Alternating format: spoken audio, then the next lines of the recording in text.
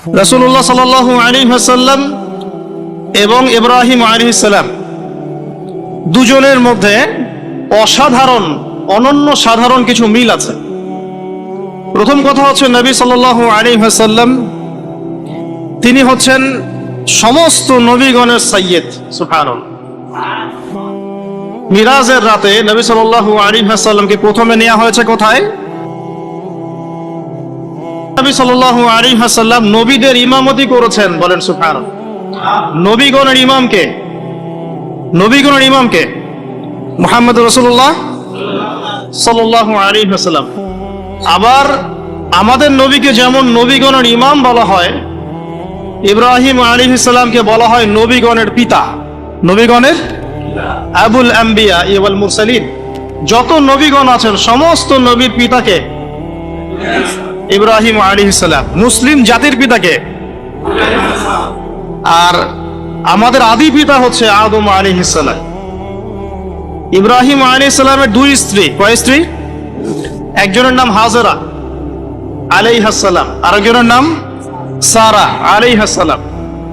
সারা আলাইহাস সালামের গর্ভে জন্ম নিয়েছেন ইসহাক আলাইহিস সালাম, আর হাজরা আলাইহাস সালামের গর্ভে জন্ম নিয়েছেন ইসমাঈল আলাইহিস সালাম। ইসমাঈল আলাইহিস সালামের বংশধরদের মধ্যে আমাদের নবী মুহাম্মদ সাল্লাল্লাহু আলাইহি ওয়াসাল্লামের জন্ম। সুবহানাল্লাহ। আমরা হচ্ছি বনু ইসমাঈল, আমরা কি বনু ইসমাঈল। আর ইসহাক আলাইহিস সালাম থেকে পরবর্তীতে ইয়াকুব আলাইহিস সালামের জন্ম। ইয়াকুব আলাইহিস সালামের আরেক, এই ট্রাইব গুলো শুরু হলো কোথা থেকে? ইব্রাহিম আলাইহিস সালাম থেকে। এই কারণে তাকে বলা হয় নবীগণের পিতা। আমরা বলি father of nation, father of the nation, তাই বলি না? আর তিনি হচ্ছেন ফাদার অফ আম্বিয়া, নবীগণের পিতা। আর আমাদের নবী মুহাম্মদ সাল্লাল্লাহু আলাইহি ওয়াসাল্লাম নবীগণের নেতা, নবীগণের একজন পিতা আর একজন কি নেতা। তাহলে আমরা নেতার উম্মত। আমরা কার উম্মত? নেতার উম্মতের হাতে এখন নেতৃত্ব নাই। নেতার উম্মতের হাতে কি নাই? সারা বিশ্বের নেতৃত্ব কি নেতার উম্মতের হাতে আছে? নেতৃত্বের কথা বললেই এক শ্রেণীর মুনাফিক আছে, খারেজি মারা শুরু করে। এই মুনাফিকদের কি নিয়ে বড় সমস্যা। এরা তাসবিহ, তাহলিল, জিকির, আজকার, নামাজ, রোজার মধ্যে ইসলামকে রাখতে চায়। ইসলামকে সমাজ, অর্থনীতি, রাষ্ট্রে নিয়ে যেতে চায় না। কেউ এদিকে নিয়ে যেতে না পারুক, যদি বলেও যে এটা ইসলামের অংশ, তাহলেই ওর অবস্থা খারাপ। নিয়ে যাওয়া তো অনেক দূরের কথা, এই রাস্তা তো অনেক কঠিন। খালি যদি বলে বা আকীদা লালন করে, তাহলেই তাকে আহলে সুন্নাহ ওয়াল জামাত থেকে বের করে রাখে। এখন ইব্রাহিম আলাইহিস সালাম নবীগণের পিতা, আর আমাদের নবী মুহাম্মদ সাল্লাল্লাহু আলাইহি ওয়াসাল্লাম নবীগণের নেতা। মিল পাইছেন কি?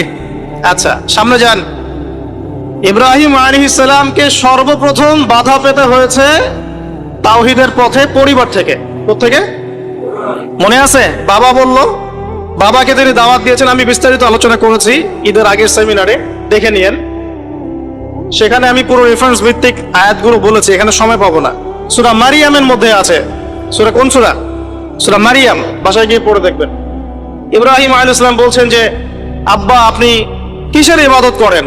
শোনেও না, দেখেও না, উপকারও করতে পারে না, অপকারও করতে পারে না। তার বাবার নাম কি বলেন? আজার। কি নাম? ওই এলাকার রাষ্ট্রনেতার নাম ছিল নমরুদ। কি নাম ছিল? 400 বছর হায়াত পেয়েছিল। কত বছর? 400 বছর হায়াত পাওয়ার পরে বলছে যে আমি আল্লাহ। নাউযুবিল্লাহ। একটা পর্যায়ে গিয়ে মানুষ দেখছে যে এত বছর ধরে বেঁচে আছি, আমার তো কিছুই হয় না, তখন বলছে যে সেই রব। নাউযুবিল্লাহ। ঠিক ফেরাউনের মতো। কে বলেছিল? ফেরাউন। আনা রব্বুকুমুল আ'লা। কি বলেছিল? আমি তোমাদের মহান রব বলেছিল না? এই যে মিল পাচ্ছেন। ফেরাউনের ঘরে আল্লাহ পাক যেমন মূসাকে জন্ম দিয়েছেন, মানে মূসাকে প্রতিপালন করেছেন, জন্ম তো দেন নাই, প্রতিপালন করেছেন, ঠিক তেমনি আজারের ঘরে আল্লাহ রাব্বুল আলামিন তাওহীদের শেকড় ইব্রাহিম আলাইহিস সালামকে জন্ম দিয়েছেন। বুঝতে পারছেন? ঠিক ওই রকমই আল্লাহ রাব্বুল আলামিন আবু জেহেলদের সমাজে মুহাম্মদ সাল্লাল্লাহু আলাইহি ওয়াসাল্লামকে জন্ম দিয়েছেন। মানে যেখানে যত বেশি জাহেলিয়াত, সেখানে তত শক্তিশালী মুমিনের জন্ম হবে ইনশাআল্লাহ। তাহলে এখন কি সমাজে জাহেলিয়াত কম না বেশি? তাহলে আমাদেরকেও শক্তিশালী মুমিন হতে হবে নাকি? আল্লাহ তৌফিক দান করুন। ইনশাআল্লাহ যত বেশি জাহেলিয়াত ছড়াবে তত বেশি শক্তিশালী তাওহীদপন্থী মানুষের জন্ম হবে। আর আমি যদি না হতে পারি এটা আমার ব্যর্থতা। আমি না হতে পারলে কার ব্যর্থতা? আপনি না হতে পারলে আপনার ব্যর্থতা। কিন্তু আল্লাহ পাক যাকে কবুল করবেন সে হবেই ইনশাআল্লাহ। তো এই কবুলিয়াতের মধ্যে যদি আমরা পড়ি তাহলে আমরা ধন্য হলাম না? এই কবুলিয়াত কি এমনি এমনি আসবে না? দোয়া করতে হয়, আল্লাহর কাছে চাইতে তো হয়, দোয়া করতে হয় যে আল্লাহ আমাকে কবুল করো, আল্লাহ আমাদেরকে কবুল করো। এই শিরক, এই বেদাত, এই হারাম দোয়া না করলে তো আল্লাহ পাক কবুল করবেন না। আল্লাহ পাক দোয়া করতে বলেছেন না? আল্লাহ পাক তৌফিক দান করুন, আমিন। যেখানে ফিরআউন সেখানেই মূসা, যেখানে আবু জাহেল সেখানেই মুহাম্মদ সাল্লাল্লাহু আলাইহি ওয়াসাল্লাম, যেখানে আজার সেখানে কে? ইব্রাহিম আলাইহিস সালাম। তো প্রথম বাধা পেয়েছেন পরিবার থেকে। বাবা বলল বাড়ির থেকে বের হয়ে যা। ইব্রাহিম আলাইহিস সালাম দাওয়াত দিচ্ছেন বাবাকে, আব্বা আপনি আমার কাছে জ্ঞান এসেছে, সেই জ্ঞান অনুসরণ করেন। আপনি যে মূর্তিগুলোর উপাসনা করছেন, আমি ভয় করি যে আল্লাহ আপনাকে শয়তানের দলভুক্ত করে দিবেন, আযাব দিবেন আপনার প্রতি। পড়ে নিয়েন সূরা মারিয়াম। তখন আজার তিনি বলছেন, আজারকে নমরুদের প্রধান পুরোহিত, নমরুদ গভর্নমেন্টের প্রধান কি? পুরোহিত। পুরোহিত বোঝেন কিনা? বোঝেন না? ঠাকুর বোঝেন না? এখন নমরুদ বলছে, আজার বলছে এখান থেকে বের হয়ে যা, আমার বাসা থেকে বের হয়ে যা। যদি বের না হস আর আমার এই মিল্লাতে ফিরে না আসিস, আর এই আমার ইলাহ যেগুলো আমরা উপাসনা করি এদেরকে যদি ত্যাগ করিস, তাহলে আমি তোর মাথা পাথর দিয়ে মেরে ফাটিয়ে দিব। এটা কার কথা? আজারের কথা। তো ইব্রাহিম আলাইহিস সালাম তর্ক করলেন না, বললেন সালামুন আলাইক, আপনার উপর শান্তি বর্ষিত হোক। তিনি চলে গেলেন। বাড়ি থেকে কি হলেন? মানে প্রথম বাধাটা তিনি পেলেন কোত্থেকে? পরিবার থেকে। ঠিক মুহাম্মদ সাল্লাল্লাহু আলাইহি ওয়াসাল্লামের জীবন দেখেন, এই দুইজনের জীবনী পড়ে দেখবেন আগামী 7 দিনের মধ্যে, ঠিক আছে? আচ্ছা, এই ঘটনা মুহাম্মদ সাল্লাল্লাহু আলাইহি ওয়াসাল্লামের সাথেও ঘটেছে। তার আশপাশে আছে আবু জেহেল, আবু লাহাব, উতবা, সাইবা। এরা কারা? এরা কি পর না আপন? এর নিজের বংশের লোক না, নিজের পরিবারের লোক না? ব্যাস, তার সাথে বিরোধিতা শুরু হলো আগে পরিবার থেকে। ইব্রাহিম আলাইহিস সালাম যেমন পরিবারকে আগে দাওয়াত দিলেন, আমাদের নবীও তেমনি আগে পরিবারকে দাওয়াত দিয়েছেন। প্রথমে সে পরিবারকে ইসলামের দাওয়াত দিয়েছেন, কিছু কিছু মানুষ কবুল করেছে। এবার খাদিজা রাদিয়াল্লাহু আনহা, আলী ইবনে আবি তালিব, যায়েদ ইবনে হারেসা ইত্যাদি। আবার আবু জেহেল, আবু লাহাব এরা আবার কবুল করলো না, আবু তালেব এরা আবার কবুল করলো না। তো এখানে আমরা বুঝতে পারছি দিন প্রচার প্রসার প্রতিষ্ঠার জন্য আগে পরিবার থেকে স্টার্ট করতে হবে। আগে পরিবারে দাওয়াত দিতে হবে। পরিবার বর্গ যদি লাইনে আসে আলহামদুলিল্লাহ, না আসলে তাদেরকে তাদের জায়গায় ছেড়ে দিতে হবে, নিজের রাস্তা খুঁজে নিতে হবে। ঠিক মুহাম্মদ সাল্লাল্লাহু আলাইহি ওয়াসাল্লামও কিন্তু পরিবারকে দাওয়াত দিলেন, পরিবার কবুল করলো না, তিনি তার পথে চললেন। তিনি কি বসে গিয়েছিলেন? সমাজে দাওয়াতি কাজ চলমান থাকলো। এই যে মিল পাচ্ছেন মুহাম্মদ সাল্লাল্লাহু আলাইহি ওয়াসাল্লাম ইব্রাহিম আলাইহিস সালামের জীবনে। এবার আরো সামনে যান, পরিবারের পরে ইব্রাহিম আলাইহিস সালামকে বাধা দিয়েছিল তার সমাজ। আর কি? সমাজ, সোসাইটি। সমাজের মধ্যে দাওয়াতি কাজ করছেন, সমাজের চলমান যে ধারাগুলো আছে, চলমান জাহেলিয়াত, চলমান ফিতনা, ফাসাদ, শিরক, কুফর, এগুলোর যারা তাবেদারি করে তারা ইব্রাহিম আলাইহিস সালামের পথে প্রতিবন্ধকতা সৃষ্টি করে। কেউ বলছে ওই যে চন্দ্র আমার রব, কেউ বলছে তারা, এই যে তারকাগুলো রব, কেউ বলছে সূর্য রব। হায়াদা একবার ইব্রাহিম আলাইহিস সালাম বুঝতে পারলেন যে এগুলো তো আমার রব নয়। তখন তিনি বলছেন, ইন্নী ওয়াজ্জাহতু ওয়াজহিয়া লিল্লাযী ফাতারাস সামাওয়াতি ওয়াল আরদা হানিফাও ওয়া মা আনা মিনাল মুশরিকিন। ইন্না সলাতি ওয়া নুসুকি ওয়া মাহইয়ায়া ওয়া মামাতি লিল্লাহি রাব্বিল আলামিন। মানে সমাজ দ্বিতীয় বাধা দিল। ঠিক একই ভাবে মুহাম্মদ সাল্লাল্লাহু আলাইহি ওয়াসাল্লামকেও দ্বিতীয় বাধা কে দিয়েছে? সমাজ। কি বাধা? সমাজের মানুষ তাকে গালিগালাজ করা শুরু করেছিল। তাকে মোটামুটি ভাবে 15টা গালি খেতে হয়েছে। কতগুলা বলেন? কাকে গালি দিয়েছে? আমাদের নবী মুহাম্মদ সাল্লাল্লাহু আলাইহি ওয়াসাল্লামকে মোটামুটি ভাবে 15টা গালি খেতে হয়েছে। কাযযাব, মহামিথ্যাবাদী, সাহের, জাদুকর, তারপরে ফারিকুল জামাআ, ঐক্য বিনষ্টকারী, ঠিক আছে? তারপরে আরো অনেক, হ্যাঁ, মাজনুন, মাজনুন, পাগল, পাগল, মাজনুন মানে পাগল, এরকম অনেকগুলো, প্রায় 15টা আমি ঘুরে দেখেছি হিসাব করে। আর তাকে সারা জীবনে প্রায় 16 বার হত্যা করার চেষ্টা করা হচ্ছে। তাকে এখন যেটা আমি বলি যে ওই একটা সমাজে কথা প্রচলিত আছে যে ব্যক্তি খারাপ না হলে কি এমনি এমনি তার উপর জুলুম আসে। আমাদের এটা বলে না, লোক খারাপ না হলে কি এমনিই মানুষ তাকে খারাপ বলে? 10 জন যাকে খারাপ বলে সে তো খারাপ হবেই। মুহাম্মদ সাল্লাল্লাহু আলাইহি ওয়াসাল্লামকে 16 বার হত্যা করার চেষ্টা করা হয়েছে।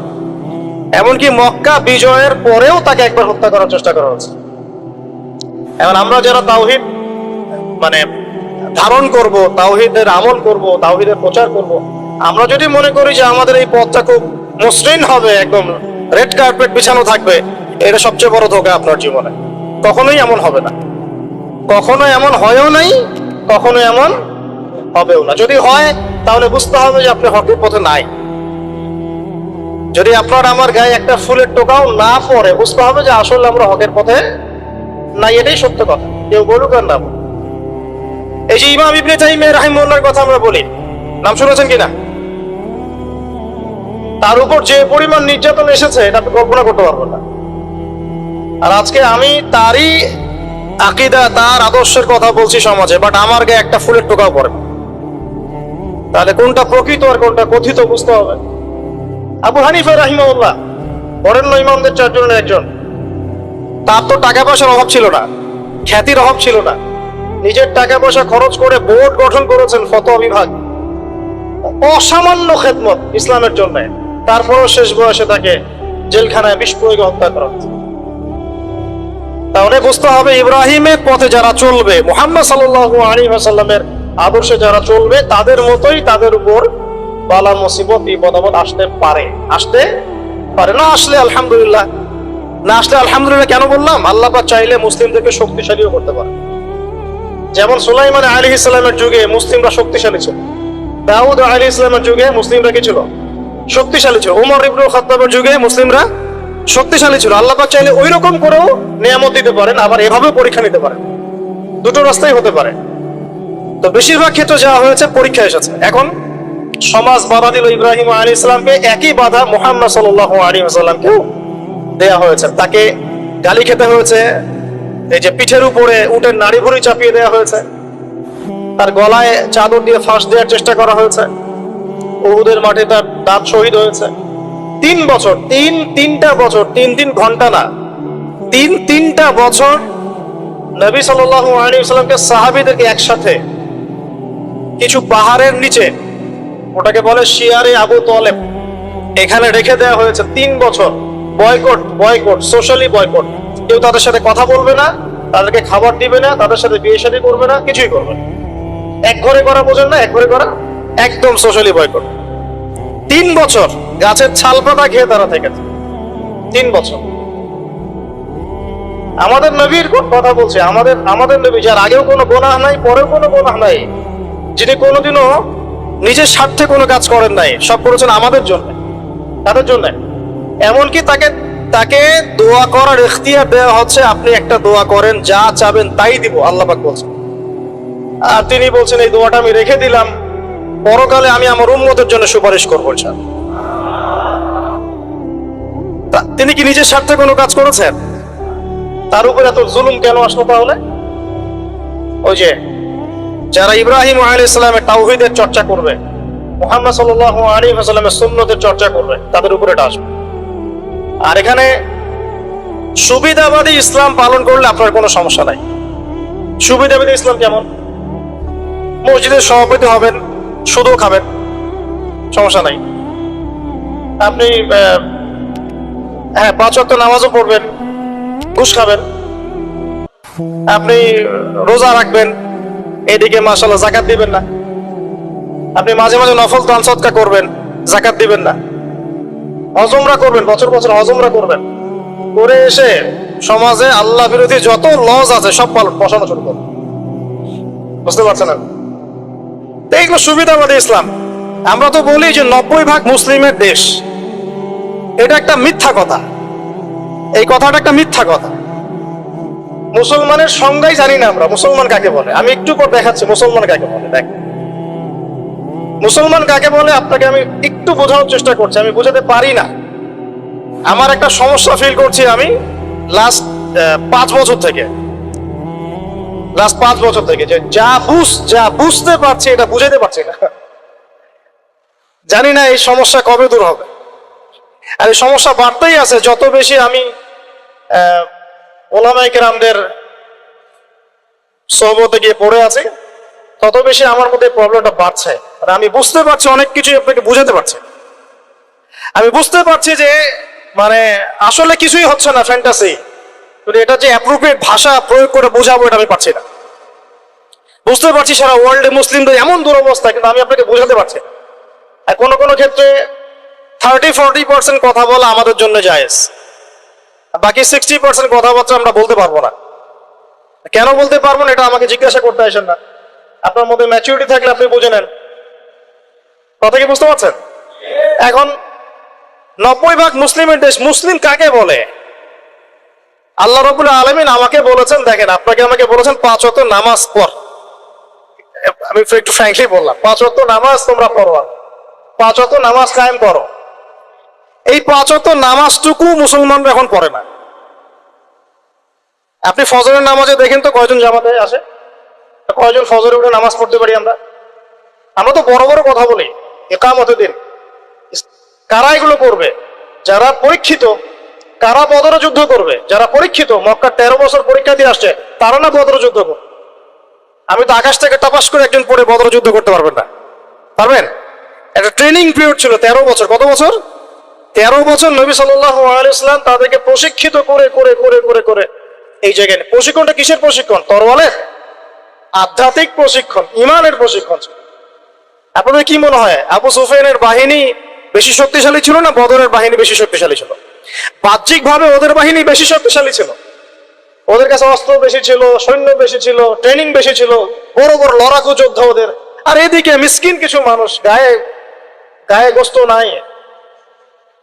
হ্যাঁ, আবু বকর সিদ্দিক রাদিয়াল্লাহু আনহু কেমন মানুষ ছিলেন মনে করেন? হ্যাঁ, 6 প্যাক মনে করেন? রুগ্ন মানুষ ছিলেন, দুর্বল মানুষ। দুর্বল মানুষ, দুর্বল মানে কোন দুর্বল? কোন ফিজিক্যালি দুর্বল কথা, মানে ফিজিক্যালি তিনি খুব বেশি মানে শক্তিশালী, লম্বা চওড়া এরকম ছিলেন না, ছোটখাটো শুকনো হ্যাংলা পাতলা মানুষ ছিলেন। তো এই মানুষটা বদর যুদ্ধ করেন না কিসের শক্তিতে? সামরিক প্রশিক্ষণের শক্তিতে? ইমানের শক্তি, ইমানের শক্তি। যদি মানুষের মধ্যে ইমানের প্রশিক্ষণ না থাকে, পারমাণবিক অস্ত্র দিলেও সে যুদ্ধে জিততে পারবে না। কথা বুঝতে পারছেন? তখন দেখা যাবে গুটি কয়েক কাফের হাতেই মুসলিমরা একদম শেষ। সারা বিশ্বে এমন হচ্ছে না? মুসলমানরা মার খাচ্ছে না? এটার জন্য তাদের ক্রেডিট না, মুসলমানদের ডিসক্রেডিট, কারণ আমরা ইমানের লেভেল থেকে নেমে গেছে অনেক বেশি। যাই হোক, আমি বোঝাচ্ছিলাম এখানে যে দেখুন 5 ওয়াক্ত নামাজটুকু পড়তে পারে না। সম্পদ হয়েছে, আল্লাহ বলেছেন যে 2.5% যাকাত দিও। বেশি চান নাই তো? 2.5% মানে কতটুকু? 100 টাকা, 2.5 টাকা। খুব বেশি ক্ষতি হয়ে যাবে দিলে। মানুষ আর যাকাত দেয় না। আল্লাহ পাক বলেছেন যে তোমরা জেনার ধার কাছেও যেও না। যুবকদের মধ্যে 5% যুবক খুঁজে পাবেন না জেনা থেকে মুক্ত আছে। অনেস্টলি বলেন, জেনা মানে তো আমি শুধু সরাসরি ফিজিক্যাল রিলেশন বোঝাচ্ছি না, জেনার তো আরো ক্যাটাগরিজ আছে না? কয়জন যুবক পাবেন হারাম অ্যাফেয়ার্স করে না, কোন দেখে না, এই যে মুভিজ গুলো অনলাইনে বসে বসে এগুলো ঘাটাঘাটি করে না, নায়ক নায়কের নাম জানে না। যুবকরা টিকটক খেলে, টিকটক ব্যস্ত থাকে, কিশোর গ্যাংয়ে যোগ দেয়, মোবাইল ফোন একটা ধরাই দিয়েছেন, ব্যাস জীবনটা শেষ, ওইটাই তার সবকিছু। আর যে মেয়ের হাতে মোবাইল দিয়েছেন বাড়ির বাবা, ওই মেয়ের জীবনটা ধ্বংস করে দিচ্ছেন। সে শুধু একাই ধ্বংস হবে না, কিন্তু সে আরো 10 জনকে ধ্বংস করবে। তো দেখেন আল্লাহ পাক খুব সামান্য কিছু চাইছেন, বাবা একটু নামাজটা পড়তে আয়, ব্যাস একটু কোরআনটা তেলাওয়াত করা শেখ, কোরআনটা চর্চা কর, নবীর সুন্নাহ মাফিক একটু জীবনযাপন করার চেষ্টা কর। এতটুকুই পারি না। আর ইব্রাহিম আলাইহিস সালামকে আল্লাহ পাক বলছেন তোমার সন্তানকে কুরবানি করে দাও, তো জবাই করে দাও, তোমার সন্তানকে জবাই করে দাও। শেষ, তোমার সন্তানকে কি করো ভাই? সন্তান জবাই করার পরে আপনাকে নামাজ পড়তে বলেছেন, আল্লাহ পাক সেটাই পড়তে পারছে। আর ইব্রাহিম আলাইহিস সালামকে বলা মাত্রই কোনো বিজ্ঞান নাই, কোনো যুক্তি নাই, কোনো দর্শন কিছুই নাই, তিনি বললেন সামি'না আতা'না, শুনলাম মানলাম। আল্লাহ পাক বলেছেন ব্যাস, ইয ক্বালা লাহু রাব্বুহু আসলিম, আল্লাহ পাক বলেছেন যখনই আল্লাহ পাক তাকে আত্মসমর্পণ করতে বলেছেন তিনি বলেছেন আসলামতু লিরাব্বিল আলামিন, আমি জগৎ সমূহের রবের কাছে আত্মসমর্পণ করব। সন্তানকে রেখে আসো ওই যে জনমানব শূন্য জায়গায়, কাবা ঘরের ওখানে কোন মানুষ আছে, কোন প্রাণী আছে? পানিও নাই, খাবারও নাই, কিছুই নাই। কোন পাগল ওই কাজ করতো নাকি যুক্তি বিজ্ঞান দর্শন দিয়ে? বলেন, আপনার কি লজিকে ধরে এটা? আপনি আমি পারবো আমার সন্তানটাকে রেখে আসতে, আমার স্ত্রীকে রেখে আসতে? ইব্রাহিম আলাইহিস সালাম করলেন। এই যে যখনই আল্লাহর হুকুম এসেছে তখনই নিজের মাথাটাকে সমর্পণ করা, এটাকে আল্লাহ পাক বলছেন ইসলাম। এটা কি বলছেন? এটাই ইসলাম। এখানে আমার যুক্তির দরকার নাই, বিজ্ঞানের দরকার নাই। থাকতে পারে বৈজ্ঞানিক ব্যাখ্যা, আমার না জানলেও চলবে। থাকতে পারে যুক্তি, না জানলেও চলবে। থাকতে পারে কোনো দর্শন, না জানলেও চলবে। আল্লাহর হুকুম, এটাই বড় কথা, ব্যাস। এর নাম হলো ইসলাম। এখন বলেন, এই ইসলামের আওতায় কত পার্সেন্ট মুসলিম আছে বাংলাদেশে? আল্লাহ পাকের হুকুম আসছে, বাস মাথা পেতে নিয়েছে। বলেন এখন দেখ। তো এই যে আমরা বলি 90% মুসলিমের দেশ, একটা ডাহা মিথ্যা কথা। যাই হোক, আমরা শেষ করে দিই, আমাদের নামাজের পরে ইনশাআল্লাহ আমরা আলোচনা করব। তো যেমন ইব্রাহিম আলাইহিস সালাম জীবনের পদে পদে এভাবে আত্মসমর্পণ করেছেন, ঠিক তেমনি মুহাম্মদ সাল্লাল্লাহু আলাইহি ওয়াসাল্লাম পুরো জীবনভর যখনই আল্লাহর যে হুকুম এসেছে মাথা পেতে নিয়েছে। মিল আছে না? সমাজ বাধা দিয়েছে ইব্রাহিম আলাইহিস সালামকেও, মুহাম্মদ সাল্লাল্লাহু আলাইহি ওয়াসাল্লাম, তারা উভয়ে সমাজের এই প্রচলিত জাহিলিয়াতের বিরুদ্ধে লড়াই করেছে। ইব্রাহিম আলাইহিস সালামকে আগুনের পরীক্ষা দিতে হয়েছে, তাই না? আর নবী সাল্লাল্লাহু আলাইহি ওয়াসাল্লামকে বললাম 15টা গালি খেতে হয়েছে, 16 বার হত্যা করার চেষ্টা করা হয়েছে। ইব্রাহিম আলাইহিস সালাম বলতেন হাসবি আল্লাহ ওয়া নি'মাল ওয়াকিল। সারা জীবন নবী সাল্লাল্লাহু আলাইহি ওয়াসাল্লাম বলেছেন হাসবুনাল্লাহু ওয়া নি'মাল ওয়াকিল। সূরা তাওবার শেষের দিকে পড়ে দেখেন। ইব্রাহিম আলাইহিস সালামকে শেষমেশ ওই এলাকা সমাজ ছেড়ে চলে যেতে হলো। ঠিক একইভাবে মুহাম্মদ সাল্লাল্লাহু আলাইহি ওয়াসাল্লামকে 13 বছর জুলুম সহ্য করার পরে চলে যেতে হলো মদিনায়। মিল আছে? ইব্রাহিম আলাইহিস সালামের সাথে কেউ নাই, তার স্ত্রী সারা আর এক স্ত্রী হাজেরা। মুহাম্মদ সাল্লাল্লাহু আলাইহি ওয়াসাল্লামের সাথেও খুব বেশি মানুষ নাই, গুটি কয়েক কিছু সাহাবা। ইব্রাহিম আলাইহিস সালামের লেগেসি বহন করেছেন তার সন্তানরা, আর এদিকে নবী সাল্লাল্লাহু আলাইহি ওয়াসাল্লামের লেগেসি বহন করেছেন আবু বকর, ওমর, উসমান, আলীর মতো মানুষ রাদিয়াল্লাহু আনহু। ইব্রাহিম আলাইহিস সালামের আদর্শ সারা দুনিয়া ছড়িয়ে পড়েছে, পড়ে নাই? ঠিক মুহাম্মদ সাল্লাল্লাহু আলাইহি ওয়াসাল্লামের আদর্শ, তার দ্বীন দেখেন আজকে সারা বিশ্বের আনাচে কানাচে ছড়িয়ে গেছে। সবাই ইসলামকে স্বীকার তো করে, এটা আল্লাহর পক্ষ থেকে আসছে। কেউ হয়তো আত্মসমর্পণ করে, কেউ করে না। সারা দুনিয়ায়, সাইবেরিয়ার সেই ঠান্ডায় গেলে আপনি মুসলিম পাবেন, চীনে গেলে মুসলিম পাবেন, রাশিয়ায় গেলে মুসলিম পাবেন। শুধু আরবে সীমাবদ্ধ নাই, সারা দুনিয়ায় ছড়িয়ে গেছে। ইব্রাহিম আলাইহিস সালামকে পরীক্ষার পর পরীক্ষা দিতে হয়েছে। একই পরীক্ষা নবী সাল্লাল্লাহু আলাইহি সাল্লামকে বদরে, উহুদে, খন্দকে, খায়বারে সব জায়গায় দিতে হয়েছে। ইব্রাহিম আলাইহিস সালাম মূর্তি ভেঙেছিলেন, মনে আছে? ঠিক একই কাজ নবী সাল্লাল্লাহু আলাইহি ওয়াসাল্লাম মক্কা বিজয়ের দিন করেছে। এই দুইজনের জীবনী খালি পড়ে দেখেন, আমি বলে শেষ করতে পারবো না, সময় নাই আমাদের হাতে। প্রত্যেক পদে পদে মিল আছে, প্রত্যেক পদে পদে। এই কারণেই হয়তো বা আমরা দরুদ ইব্রাহিম যখন পড়ি, আমরা অন্য কোন নবীর নাম নিচ্ছি না, আমাদের নবীর সাথে ইব্রাহিম আলাইহিস সালামের নাম নিচ্ছি। সুবহানাল্লাহ। হয়তো বা এই কারণেই আমাদের নবী সাল্লাল্লাহু আলাইহি ওয়াসাল্লাম যখন মেরাজে গিয়েছেন না, তিনি বলেছেন আমি মেরাজে গিয়ে দেখলাম 7ম আসমানের একজন ব্যক্তি বাইতুল মামুরের সাথে হেলান দিয়ে বসে আছে। আমি বললাম উনি কে? জিবরাইল আলাইহিস সালাম বলে উনি হচ্ছেন আপনাদের এই যে ফাদার অফ দ্য নেশন, মানে মুসলিম জাতির পিতা, তিনি হচ্ছেন ইব্রাহিম আলাইহিস সালাম। ওখানে একটা কাবা ঘরের মতো ঘর আছে বাইতুল মামুর, ওখানে তাওয়াফ করে ফেরেশতারা। ঠিক আছে? নবী সাল্লাল্লাহু আলাইহি ওয়াসাল্লাম বলেন আমি সেদিন দেখেছি আমার চেহারা আর আমার বাবার চেহারা, মানে ইব্রাহিম আলাইহিস সালামের চেহারা একদম হুবহু মিল আছে। এই যে আমরা ঈদুল আজহা পালন করলাম প্রিয় ভাইরা, কুরবানি করলাম, এখানে তো পশুকে কুরবানি করছে। এখানে মানুষ মুসলিম পশুকে কুরবানি করছে না, এখানে একটা পশু একটা পশুকে কুরবানি করছে। যে কুরবানি করছে ও সুদখোর, যে কুরবানি করছে ও দুর্নীতিবাজ, যে কুরবানি করছে ও তাগুত, যে কুরবানি করছে মুনাফিক, যে কুরবানি করছে বেনামাজি, যে কুরবানি করছে যাকাত দেয় না, যে কুরবানি করছে সে আল্লাহ পাকের বিধিবিধানের 5 পয়সা তোয়াক্কা করে না। গোশত খাওয়ার জন্য সমাজের মানুষ কি বলবে? তাহলে এক পশু আর এক পশুকে কুরবানি করছে না? বরং এখানে তো যে জবাই হচ্ছে, যে ইসমাইলের ভূমিকা পালন করছে, এই পশুর চেয়ে অনেক ভালো। অবশ্যই ভালো। আল্লাহ পাক কি বলেছেন? উলাইকা কাল আনআম বাল হুম আদাল, বরং এরা পশুর চেয়েও নিকৃষ্ট। কারা? যাদেরকে চোখ দিয়েছে দেখে না, কান দিয়েছে শোনে না, অন্তর দিয়েছে উপলব্ধি করে না। আল্লাহ পাক আমাদেরকে এই পাশবিক চরিত্র থেকে হেফাজত করুন বলি আমি। পশুর চরিত্র কি? খাবে, ইস্তেঞ্জা মানে টয়লেট করবে আর সহবাস করবে, এই তো পুরো বস্তুবাদী সভ্যতার এখন এই তিনটাই উদ্দেশ্য।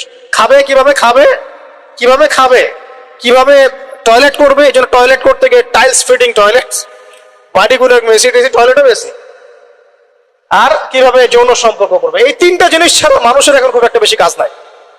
এগুলো পশুর স্বভাব। আর আল্লাহ আমাদেরকে কেন সৃষ্টি করেছেন?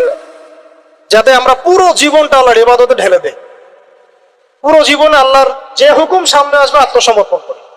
আমরা ইসলামের সংজ্ঞা মনে হয় বুঝতে পেরেছি। যখন যে হুকুম আসবে তখন সেটা মাথা পেতে না। এই যে এখন জুমার নামাজের হুকুম, ব্যাস কোনো প্রশ্ন নেই, নামাজ পড়তে হবে, প্রশ্ন করার দরকার নাই। একটু পরে আসরের ওয়াক্ত হবে, আজান দিবে, আমাকে এখানে আসতে হবে। কেন আসতে হবে আমার জানার দরকার নাই, আল্লাহ বলেছেন তাই, ব্যাস এভাবে অ্যান্সার দিবেন। কেন ওই যে সেকুলার মহল থেকে, নাস্তিক মহল থেকে কেন কেন কেন এইসব প্রশ্ন, এটা কেন, ওটা কেন, কোরবানি কেন, এই কেন, তোমরা তোমাদের কেন নিয়ে থাকো, আমার উত্তর কেন? কারণ আল্লাহ এটা করতে বলেছেন তাই। তুমি আল্লাহর সাথে চ্যালেঞ্জ করো পরকালে, আমার তো তোমার হিসাব তুমি দিবে, আমার তো হিসাব দেওয়ার দরকার নেই তোমার। তো প্রিয় ভাইরা, যখন আল্লাহ পাকের যে হুকুম আসবে সেই হুকুমের সামনে মাথা নত করার নাম হচ্ছে ইসলাম। আর ইসলাম ইব্রাহিম আলাইহিস ইসলাম যেমন প্রতিষ্ঠা করে গিয়েছেন, আমাদের নবী সাল্লাল্লাহু আলাইহি ওয়াসাল্লামও প্রতিষ্ঠা করে গিয়েছেন। এখন আমরা তার উম্মত কি এই সিরাতুল মুস্তাকিম থেকে সরে যাব? তাহলে ভাই এখন থেকে ফ্যান্টাসি বাদ দিই, ফ্যান্টাসি বাদ দিয়ে আগে বুঝি ইসলাম কাকে বলে, ইসলামের পিলার কি কি, দিনই ইলম অর্জন করি। একদিনের খুতবায় কিচ্ছু হবে না, একদিন আদনান ভাই আসলে লেকচার শুনলেন, কিচ্ছু হবে না, হয়তো একটু ইন্সপিরেশন হবে, আবার শয়তান আপনাকে ঘিরে ধরবে। শয়তানের ঘিরে ধরাটা আমি নিজে থেকে ফিল করেছি তিন রকম। ভাই, যখন একটা মানুষ পরিপূর্ণ শয়তানের দাসত্ব করে, গান বাজনা করে, বাদ্যযন্ত্র বাজায়, গাঁজা খায়, মদ খায়, হ্যাঁ, শয়তান ওকে কিছুই বলে না, বিশ্বাস করেন, শয়তানকে কিছু বলে না। ওকে শয়তান খুব একটা, ওকে নিয়ে শয়তানের পেরেশানি নাই খুব একটা। এবার এই ধরনের ব্যক্তিরা যখন তওবা করে ইসলামের দিকে আসতে শুরু করে, এসে নামাজি হয়, রোজা রাখে, দান সদকা করে, দিনের ইলম অর্জনের চেষ্টা করে, শয়তানের সমস্ত শক্তি দিয়ে এর উপর আক্রমণ করা শুরু করে। আবার এই ব্যক্তি যদি মেহনত করতে করতে করতে করতে আরো বড় মাকামে পৌঁছে যায়, তখন এই ব্যক্তিকে দেখে শয়তান দূরে পালিয়ে যাবে। ঠিক এই ব্যক্তির মাকাম হচ্ছে উমর রাদিয়াল্লাহু আনহুর মাকাম। তাকে দেখে শয়তান পালাতো কেন? কারণ তিনি এই মুজাহাদা করতে করতে করতে করতে ইমানের এমন বুলন্দ স্তর অর্জন করেছেন যে ওকে দেখলে শয়তান পালিয়ে। তা আমাদের টার্গেট এখন ওইখানে যাওয়া, আল্লাহ পাক তৌফিক দান করুন। তাহলে এই যে প্রাথমিক ফ্যান্টাসি বাদ দিয়ে আপাতত আমাদের কাজ হচ্ছে 5 ওয়াক্ত নামাজ পড়া। কেন পড়বো প্রশ্ন করার দরকার আছে? উত্তর হচ্ছে আল্লাহ বলেছেন তাই, ব্যাস। 2 নম্বর কাজ হচ্ছে দ্বীনি ইলম অর্জন করা। দ্বীনি ইলম অর্জনের কোনো বিকল্প নাই। আর ইলম অর্জন এই 2 মাস 3 মাস 1 বছর এগুলো করলে হবে না ভাই। এই মাঝখান থেকে একটা বই টান দিচ্ছেন, ওই একটা বই টান দিচ্ছেন, অমুক রেটের একটা বই পড়লাম, অমুক তমুক একটা পড়লাম, এভাবে হবে না। 98% যুবক এভাবে পড়াশোনা করে, আমাদের জেনারেল শিক্ষিত 98% যুবক এভাবে পড়াশোনা করে, জেনারেল শিক্ষিত। এই পড়াশোনা দিয়ে আপনি হয়তো কিছুটা জ্ঞান পাবেন, ভাষা জ্ঞান পাবেন, কিন্তু গভীরতা ঢুকতে পারবেন। গভীরতা ঢুকতে গেলে অবশ্যই অবশ্যই ক্লাসিক্যাল একটা সিলেবাস ফলো করতে হবে। এই সিলেবাসের শুরুটাই হবে কোরআন থেকে, কি থেকে? এবং কোরআনের শুধু তেলাওয়াত না, এর ভিতরে ঢুকতে হবে অনুবাদ, এর তাফসীর পড়ার যোগ্যতা অর্জন করতে গেলে আরবি ব্যাকরণ লাগবে, আরবি ভাষা লাগবে, এখানে উসুল লাগবে, এবং এগুলো একা একা আপনি শিখতে পারবেন না। বরেণ্য ওলামায়ে কেরামের কাছে সংযোগ রেখে মাদ্রাসায় যেতে হলে যান, ব্যাচ করে পড়তে হলে পড়েন, একা পড়তে পারলে পড়েন, যেভাবে পারেন সেভাবেই আপনাকে শিখতে হবে। অনলাইনে অনেক কোর্স হয়, আমরা হয়তো টুকটাক করে, কিন্তু অনলাইনে কোর্স 100% আপনাকে নলেজ দিতে পারবে না, আপনাকে অফলাইনে শিখতে হবে। এই জন্য প্রত্যেক জায়গায় জায়গায় মক্তব তৈরি করেন, আল্লাহ পাক তৌফিক দান করুন। প্রত্যেক এলাকায় মানে প্রতিষ্ঠিত মাদ্রাসা প্রতিষ্ঠা করেন, এবং ইসলামের ক্লাসিক্যাল যে ধারা আছে এই ধারার মধ্যে থাকেন, বাইরে যাওয়ার দরকার। মানুষ এত বেশি বিভ্রান্তি ছড়িয়ে দিয়েছে সমাজে, প্রতিটা মাসআলা নিয়ে মানুষের মধ্যে এখন ইখতিলাফ দেখা যায়, অথচ এটা কাম্য ছিল না। আমরা যে চিরায়ত ইসলামগুলো ফলো করে আসছি এর মধ্যে কোনো সমস্যা নাই। যে সমস্যাগুলো দেখা যায় সেগুলো জাহেলদের কাজ। কেউ যদি কোনো জাহেলিয়াতের মধ্যে লিপ্ত হয়, এর মানে ওই এই কমিউনিটির সবাই জাহেল, ব্যাপারটা এরকম। আপনি কিছুই বোঝেন না, অন্তত যদি একটা মাযহাব ফলো করেন, হোক সেটা হানাফিজম, শাফিইজম, হাম্বলিজম, মালিকিজম, তারপরে আপনি হকে থাকবেন, ইনশাআল্লাহ কোনো সমস্যা নাই। যারা এর বাইরে অনেক উল্টা পাল্টা বুঝে আপনার মাথাটা নষ্ট করে ফেলাচ্ছে, এটা পুরো একটা ফিতনা। পরে শেষে কি হবে আমি আপনাকে বলে দিই। শেষে আপনি ক্লাসিক্যাল ট্র্যাক থেকে বের হয়ে যে ব্যক্তি আপনাকে এই পথ দেখিয়েছে ওর তাকলিদ করা শুরু করবেন। শেষে গিয়েও আপনি ওর তাকলিদই করা শুরু করবেন। এটা হবে ফাইনাল ডেস্টিনেশন। ওর চেয়ে ভালো আপনি বরেণ্য ইমামদের তাকলিদ করেন, তাও ভালো। যদি আমল করতে গিয়ে দেখেন কোনো আমল কোরআন সুন্নাহ থেকে একটু বাইরে চলে যাচ্ছে, মনে হচ্ছে এর চেয়ে ভালো দলিল মনে হচ্ছে আছে, তাহলে ওটাই ফলো করেন, সমস্যা কি? ওপেন মাইন্ডেড হন, কিন্তু ক্লাসিক্যাল ধারা থেকে বের হয়ে যায় না। ঘর থেকে বের হয়ে গেলে আপনাকে শকুনে খেয়ে ফেল। তো প্রায় শেষ করে দেই, 2 মিনিট। ইলম অর্জন করতে হবে ওলামা কেরামের কাছে গিয়ে, একা একা হবে, একা একা মোটেই হবে না। আর কিছু সাবজেক্ট বললাম, এগুলোর সাথে আপনার হাদিস থাকতে হবে, আপনার আকীদা থাকবে, আকীদা তাহাবিয়া থাকবে, আপনার সিরাত থাকবে, ইতিহাস থাকবে, অর্থনীতি থাকবে। এভাবে আস্তে আস্তে আপনি ওলামা কেরামের কাছে যখন বসবেন, তারা আপনাকে সিলেবাস করে দিবে যে এগুলো পড়লে আস্তে আস্তে তোমরা ভালো জায়গায় যেতে পারো। আপনাকে আলেম হতে হবে। কি হতে হবে? আমরা তো আলেমদের অনেক ভুল ধরাতে ব্যস্ত না। ফেসবুক আছে আমাদের হাতে, ফেসবুক মানেই তো মানে শুয়ে শুয়ে জিহাদ করা যায়, ফেসবুকে কম্বলের নিচে শুয়ে শুয়ে জিহাদ করা যায়। আহলে ফেসবুক আল জামাত একটা আবার বাংলাদেশে চলছে, আহলে ফেসবুক আল জামাত, সারাদিন ফেসবুকেই সব অ্যাক্টিভিটিস ফেসবুকে। তো আপনি আলেমের সমালোচনা করছেন, আপনি নিজে আলেম হন না কেন? করেন দেখি। আপনি পড়াশোনা করেন 10 বছর, কষ্ট সহ্য করেন, বাড়ি থেকে বের হয়ে সেখানে থাকেন, বাড়ি থেকে বের হয়ে মাদ্রাসায় যান, দেখি থাকেন 10 বছর থাকেন, পড়াশোনা করেন, তাতে খাওয়ার কষ্ট ফেস করেন, থাকার কষ্ট ফেস করেন,